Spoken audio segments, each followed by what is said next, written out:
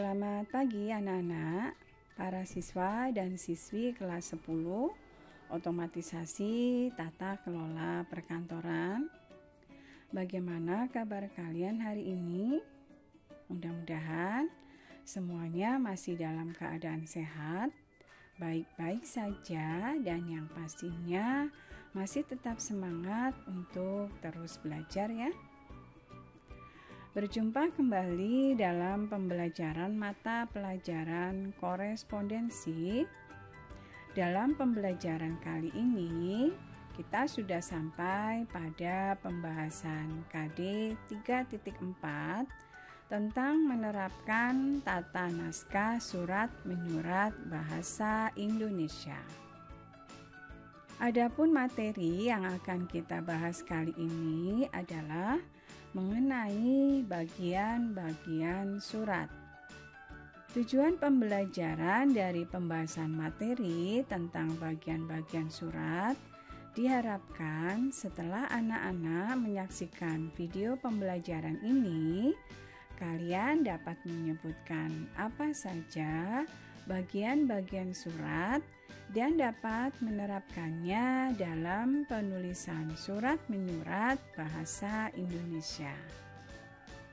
Seperti yang sudah kalian ketahui sebelumnya, bahwa surat merupakan sarana atau alat komunikasi untuk menyampaikan dan menerima informasi secara tertulis dari satu pihak kepada pihak lainnya. Berdasarkan sifatnya, surat dapat dikategorikan ke dalam surat pribadi, surat dinas, surat bisnis, dan surat sosial. Dalam penulisan surat terdapat beberapa format dan struktur surat resmi yang harus dipenuhi. Walaupun tidak semua bagian surat harus ada, terutama untuk surat yang tidak resmi. Namun demikian, dalam menulis surat khususnya untuk surat yang bersifat resmi, terdapat kaidah dan format yang harus dipenuhi, termasuk juga adanya bagian-bagian surat yang harus ada. Misalnya, terdapat kop surat ataupun nomor surat. Lalu, apa sajakah bagian-bagian surat pada surat resmi dan bagaimana contohnya? Bagian-bagian surat pada surat resmi terdiri dari kepala surat atau kop surat. Bagian paling atas dalam surat adalah kepala surat atau yang juga dikenal sebagai kop surat. Kop surat berfungsi sebagai media promosi dari lembaga atau organisasi pengirimnya. Bagian kepala surat biasanya terdiri dari hal-hal berikut: nama lembaga, logo atau lambang lembaga, alamat lembaga, nomor telepon atau nomor fax lembaga, kode pos lembaga jika ada, dan alamat email ataupun website lembaga jika ada. Tempat dan tanggal surat. Bagian surat berikutnya adalah tempat dan tanggal surat. Pencantuman tempat dan tanggal surat bertujuan untuk memberi informasi mengenai kapan dan dari mana surat tersebut dikirim.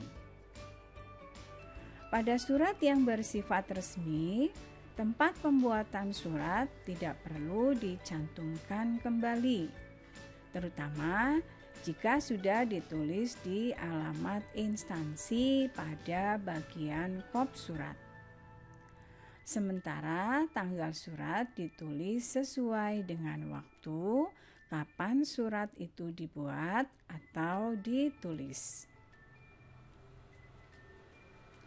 Jika surat itu bersifat pribadi, yang mana tidak memiliki kop surat, maka penulisan tempat pembuatan surat dapat dilakukan dengan cara menuliskan nama kabupaten atau kota, kemudian baru diikuti dengan penulisan tanggal, bulan, dan tahun pembuatan surat tanpa diikuti tanda titik. Nomor surat. Dalam surat resmi selalu ada nomor surat yang dicantumkan.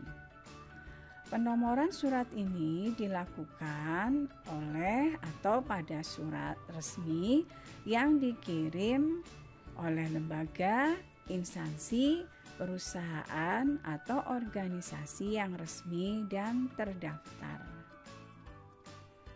Penggunaan nomor surat biasanya meliputi nomor urut penulisan surat, kode surat, kode klasifikasi surat, bulan, dan tahun penulisan surat. Fungsi nomor surat adalah untuk memudahkan pengaturan dan penyimpanan surat, serta untuk mengetahui jumlah surat yang dikeluarkan oleh suatu lembaga. Penempatan nomor surat ini biasanya disesuaikan dengan bentuk dan sistem penulisannya. Nomor surat bisa diletakkan di sebelah kiri atas kertas untuk surat yang berperihal, serta bisa juga diletakkan di bawah judul untuk surat yang berjudul. Lampiran yang disertakan. Pada beberapa surat juga terdapat lampiran yang disertakan. Bagian lampiran merupakan penjelas yang memberi informasi bahwa ada berkas atau dokumen lain yang disertakan dalam surat tersebut. Jika semisal tidak terdapat berkas atau dokumen yang dilampirkan, maka bagian lampiran dapat ditiadakan. Penulisan lampiran yang disertakan bisa disebutkan jumlah lembar, eksemplar, atau cukup jumlah berkasnya saja dengan menggunakan huruf. Jika jumlahnya hanya 1 atau 2 berkas yang dilampirkan, maka dapat dituliskan nama berkasnya. Tapi jika lebih dari itu, maka cukup dituliskan dalam bentuk angka. Sedangkan jika tidak ada lampiran, bisa ditulis dengan menggunakan tanda penghubung atau tanda minus. Hal atau perihal. Bagian-bagian surat resmi berikutnya adalah bagian hal atau perihal. Fungsi bagian hal atau perihal dalam surat adalah untuk memberi petunjuk pada pembaca tentang kepentingan dan isi pokok dalam surat tersebut. Singkatnya, hal atau perihal ini hampir sama dengan judul pada surat yang berjudul. Tata cara penulisan hal atau perihal yaitu tidak ditulis dengan huruf kapital keseluruhannya, tapi cukup pada huruf pertama pada kata utamanya saja. Di akhir hal atau perihal juga tidak perlu diberikan tanda titik. Alamat tujuan. Alamat tujuan juga menjadi salah satu bagian surat, yaitu alamat yang dituju dalam pengiriman surat. Terdapat 2 alamat tujuan yang ditulis, yaitu alamat luar yang ditulis di sampul surat, serta alamat dalam yang ditulis di bagian dalam kertas surat. Pada alamat di bagian sampul harus ditulis secara lengkap, sedangkan di bagian dalam, alamat dalam boleh ditulis sebagian saja. Biasanya juga ditujukan orang atau instansi yang dituju dan menggunakan kata-kata seperti Bapak, Ibu, atau yang terhormat yang biasanya disingkat dengan YTH. Hal-hal yang harus diperhatikan dalam penulisan alamat tujuan surat. Bisa menggunakan singkatan YTH atau singkatan dari yang terhormat untuk menghormati pihak yang dikirim surat. Biasanya ditujukan kepada pejabat tertentu, atasan, rekan kerja, kolega, atau teman. Bisa menggunakan sebutan Bapak, Ibu, atau Saudara yang diikuti oleh nama orang yang dituju. Di akhir tiap baris tidak perlu diberikan tanda titik kecuali untuk singkatan. Dianjurkan pula menyertakan kode pos untuk memudahkan pengiriman surat pada alamat yang dituju.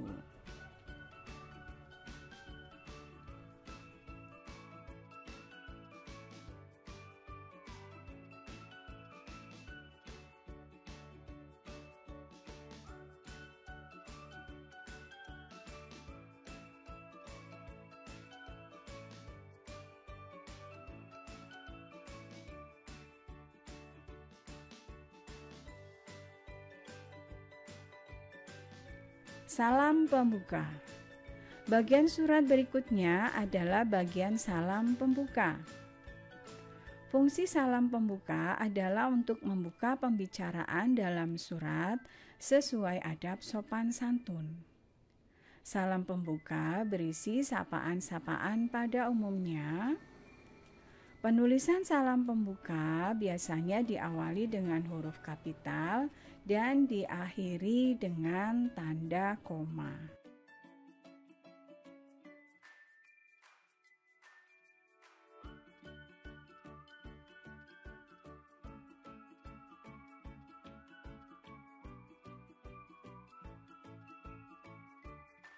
Isi surat.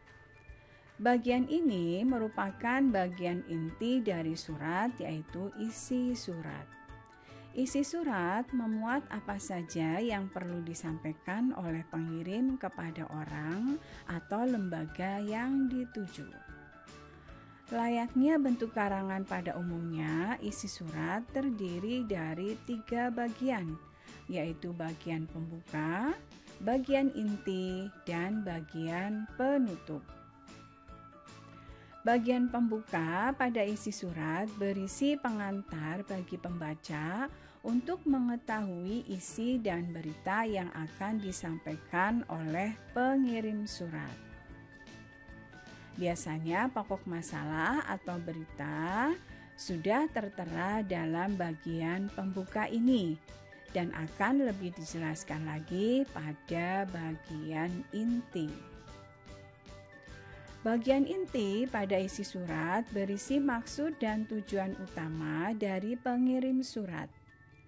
Maksud pengirim surat disinggung atau disampaikan secara jelas, singkat, dan padat pada bagian inti, agar pesan surat bisa tersampaikan pada pembacanya. Bagian penutup pada isi surat berisi penegasan dan kesimpulan dari isi surat secara keseluruhan. Selain itu, bagian penutup juga bisa berisi harapan atau ucapan terima kasih pada pembaca atas penyampaian pesannya. Dengan demikian, dapat dikatakan bahwa bagian penutup menandai bahwa uraian pokok yang ingin disampaikan melalui surat sudah selesai. Bagian penutup hendaknya ditulis dengan singkat, tegas, dan tidak perlu berbasa-basi secara berlebihan. Salam penutup. Bagian salam penutup berada pada bagian akhir surat. Salam penutup digunakan sebagai ucapan salam akhir untuk menambah kesantunan dalam berkirim pesan melalui surat.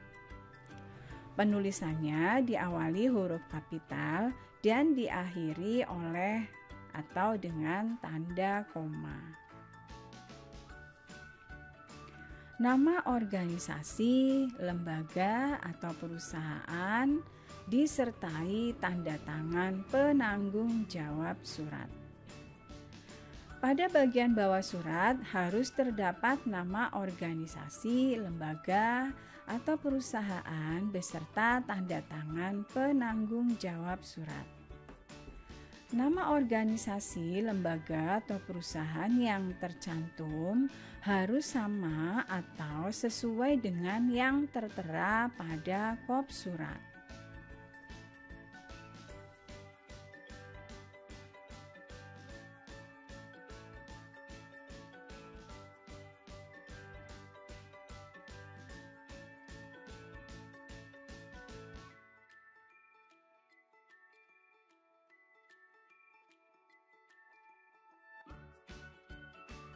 Nama terang penanggung jawab surat.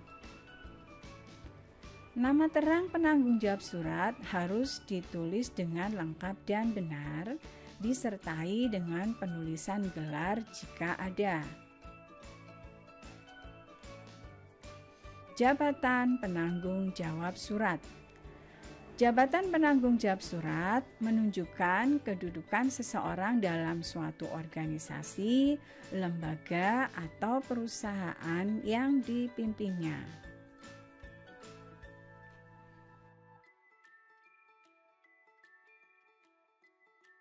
Tembusan.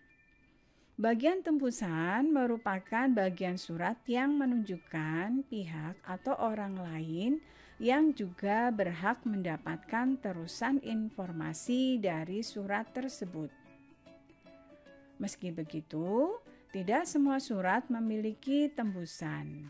Hanya pada surat yang bersifat resmi saja yang biasanya memiliki tembusan.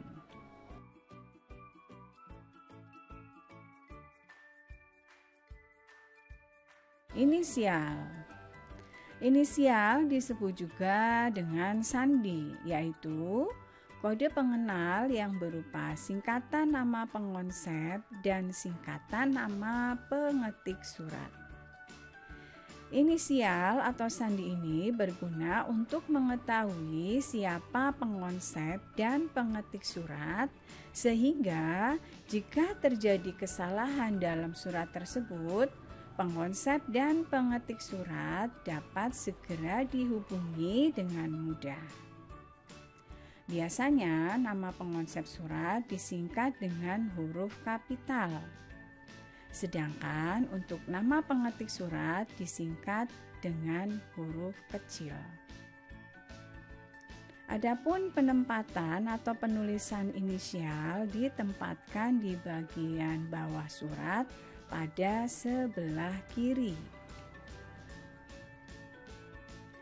Demikian video pembelajaran tentang bagian-bagian surat. Sampai jumpa pada video pembelajaran berikutnya. Salam sehat dan sukses untuk semuanya. Terima kasih. Rangkuman, pengertian surat. Surat merupakan sarana atau alat komunikasi untuk menyampaikan dan menerima informasi secara tertulis dari satu pihak kepada pihak lainnya. Bagian-bagian surat pada surat resmi terdiri dari 1. Kepala surat atau kop surat. 2. Tempat dan tanggal surat. 3. Nomor surat. 4. Lampiran yang disertakan. 5. Hal atau perihal. 6. Alamat tujuan. 7. Salam pembuka. 8. Isi surat. 9. Salam penutup. 10. Nama organisasi, lembaga, perusahaan disertai tanda tangan penanggung jawab surat. 11. Nama terang penanggung jawab surat. 12. Jabatan penanggung jawab surat. 13. Tembusan. 14. Inisial. Post-test. Jawab pertanyaan berikut. 1. Apa yang dimaksud dengan surat? 2. Pada kop surat, memuat hal-hal apa saja? 3. Jelaskan bagaimana cara penulisan. A. Tempat dan tanggal surat. B. Nomor surat. C. Lampiran yang disertakan. D. Hal atau perihal. E. Salam pembuka dan salam penutup. F. Nama organisasi atau lembaga atau perusahaan. G. Tembusan dan inisial. 4. Isi surat terdiri dari 3 bagian. Jelaskan apa saja.